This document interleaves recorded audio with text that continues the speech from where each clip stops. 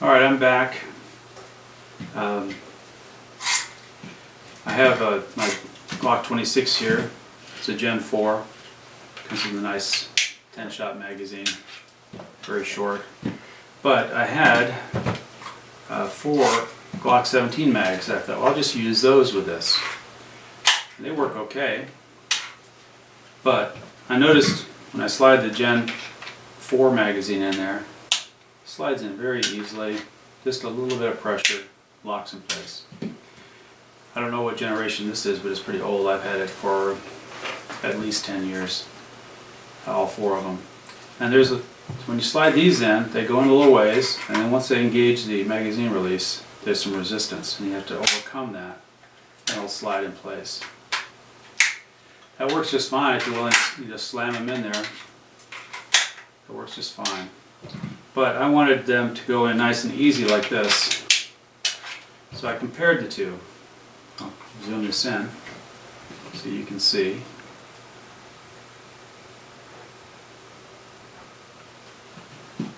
Alright, so here's the little, oops, that's the Gen 4. This is the older one. There, on the older one there's a ridge right here.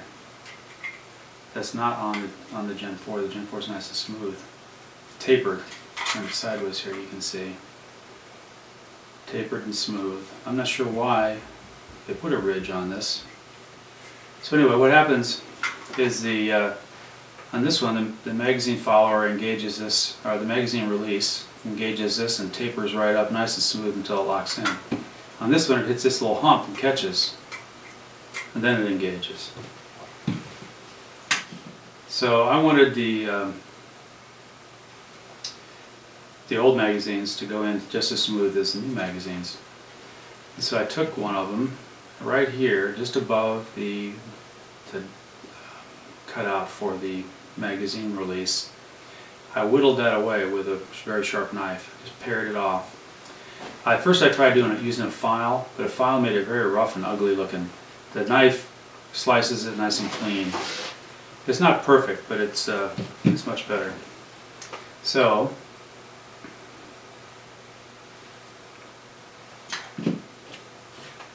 with the edge, that sharp ridge, not sharp ridge, the ridge pared off, this slides right in there, really easy. I'm not sure when you would need to be able to do that so easily, but it just seemed to me that it would be less fumbling around when you're loading the magazine. Because you want to have, if it goes in nice and smooth, you've got the idea that you've got it in there correctly.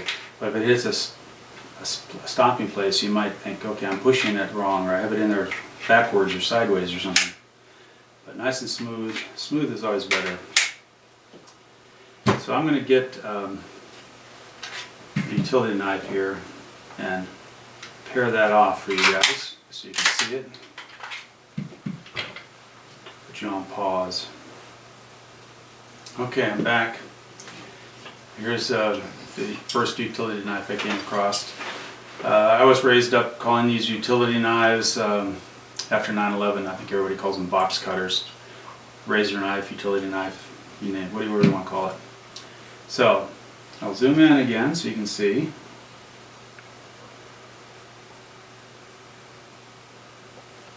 Fortunately, I'm going to have to hold this at an awkward angle.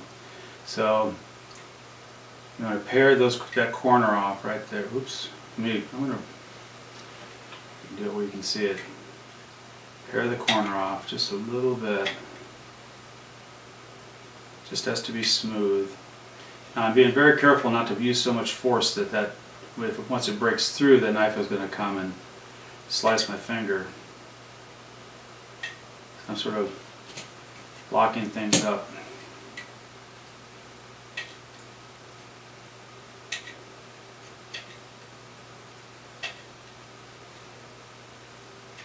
Oh, there's a little bit off. Let's see how that works.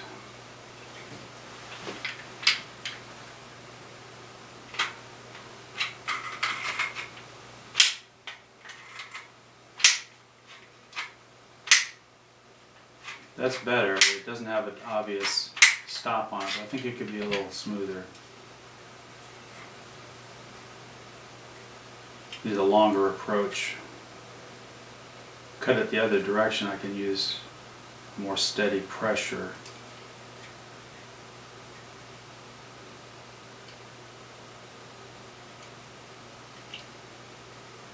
Alright, let's see what that does.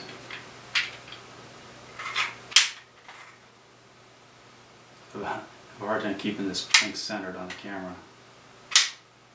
That works pretty well.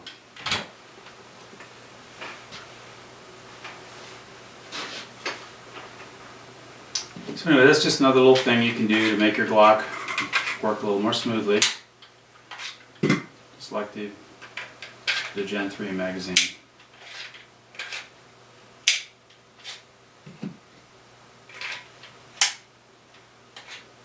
Back to the ones, these I haven't modified yet, so there's that catch right there. I'll go in, but you have to slam it in there.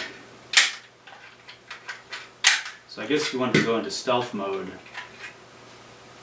you want to be real quiet, it's best to have your modified magazines as opposed to this. Alright, I'll just modify these other two and call it a day.